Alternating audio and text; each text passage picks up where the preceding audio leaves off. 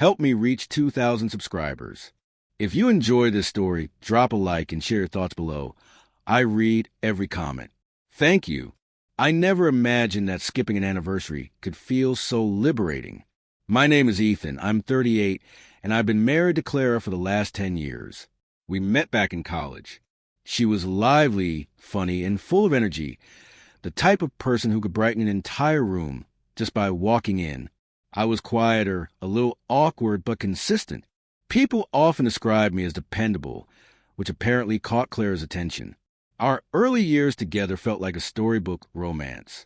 Small surprises, private jokes, weekend getaways, everything people write in greeting cards. I remember one night, I stayed up until dawn crafting a scrapbook of our first year together.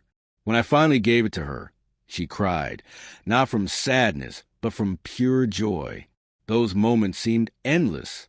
But life, as it often does, gradually changed us. Work became overwhelming, bills stacked up, and our routines rarely matched.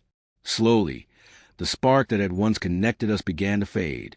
I tried paying attention to the small things, trying to keep our bond alive, but it felt like Clara's focus kept slipping away. At first, it was subtle. She rolled her eyes at my jokes or brushed past my touch, and I shrugged it off, telling myself it was just stress, exhaustion, or work pressure. Then came the cold dismissals. Not loud arguments, just quiet rejections. I'd ask to cuddle on the couch, and she'd brush me off, compliment her outfit, and her distracted thanks would sting. Even when I arranged something thoughtful, a cozy evening after work, she'd cancel last minute or completely forget. After a month of this pattern, I reached a turning point.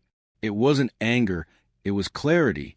I realized I didn't owe anyone my happiness, not even someone I loved deeply. That's when I made the decision. I wasn't going to celebrate our anniversary. It wasn't spite. It was self-respect. On the morning of our anniversary, I followed my usual routine, coffee, casual clothes, heading to work. I didn't glance at my phone until mid-morning, when it buzzed relentlessly. Clara's name flashed on the screen. The intensity of her anger almost felt tangible. "Where are you?" the message read. I didn't respond immediately. I sat there, staring at it, feeling a flicker of old guilt, a faint hope that maybe she'd understand this time. But then I reminded myself of the last month, the nights I tried to connect, her quiet rejections, the cold shoulder every single time. I had reached out, and each attempt made me feel smaller, invisible, like a ghost in a house I once felt at home in. Finally, I typed back, "I don't celebrate disrespect." The words felt heavier than any argument we'd ever had. Direct, firm, factual, neither pleading nor apologetic. Just truth. The day passed in a blur. I focused on work, ignored my phone, and let the silence sit. But by evening, the messages came again, sharper and more impatient. "Ethan, answer me." "Clara, we need to talk." "Are you serious right now?" I ignored them all. Instead, I drove to Jasper's house. Jasper, an old friend, had weathered his own relationship storms, and I knew he would understand. Sitting in his living room with coffee that had gone cold, I explained everything. The subtle rejections, the months of feeling unseen, and my choice to skip the anniversary. He shook his head. "You didn't overreact. Sometimes it isn't the anniversary that matters. It's how you're treated every day." His words hit me harder than I expected. That's exactly it. It wasn't about gifts or dinners or cards. It was about repeated dismissals. Feeling invisible, realizing that love without respect isn't love at all. Later that night, my phone buzzed again. This time it was a call. Clara's number appeared. I debated ignoring it, but something urged me to pick up. Her voice was tight, trembling somewhere between fury and disbelief. "Ethan, where are you?" I stayed calm. I let a long pause fill the silence, then said plainly, "Clara, I don't celebrate disrespect." A long silence followed, then a breath, heavy and incredulous. You're serious?" "Yes." She didn't know how to respond. And in that quiet, I realized something vital. This wasn't about winning or losing. It wasn't about arguments or proving a point. It was about reclaiming my dignity. And in that moment, I finally felt it, the first trace of peace in weeks. After a long pause, she finally whispered, I can't believe you just walked out like this. Our anniversary. I interrupted softly but firmly. Clara, this isn't about a date on a calendar. It's about how I felt for the past month. Ignored, dismissed, rejected. You can't pretend everything is fine one day and demand celebration the next.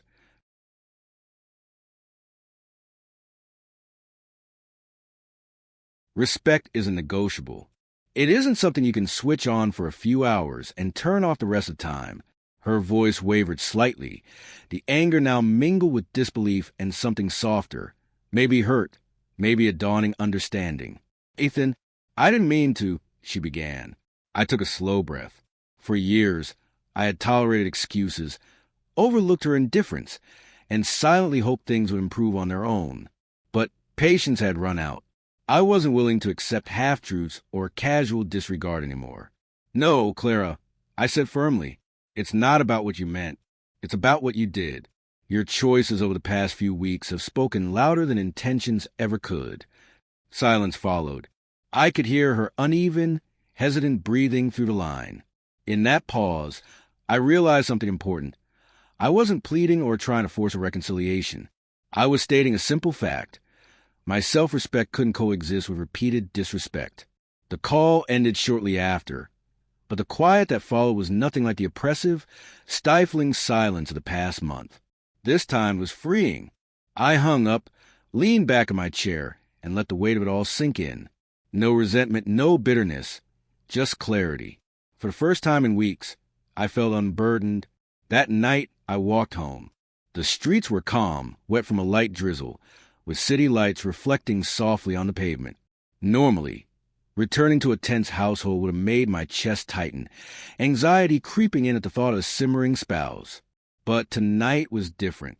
I felt a rare calm, a lightness I hadn't realized I could experience while still married. I entered the living room. It was empty, the gentle hum of the refrigerator, the only sound. Clara wasn't around. Maybe she had gone to a friend's place. Maybe pacing outside in frustration. It didn't matter. What mattered was that I no longer carried the burden of trying to earn attention that had been arbitrarily withheld. I poured a glass of water and sat by the window, gazing out at the quiet neighborhood. A week later, Clara returned home. I didn't hide. I didn't avoid her. I simply walked past in the hallway, acknowledging her presence without reacting to the tension she radiated. Ethan, can we talk about what happened? She asked softly, her voice lacking its previous sharpness. I nodded politely. We can, Clara, but not like before. If we're going to talk, it has to be about respect and understanding, not blame, not excuses.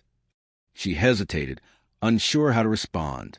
For the first time, I realized she had grown accustomed to me absorbing her frustrations silently, without confrontation. That pattern was over. The resentment she carried no longer had a place to land. Over the next few days, the dynamic between us shifted. Clara began noticing things she had overlooked.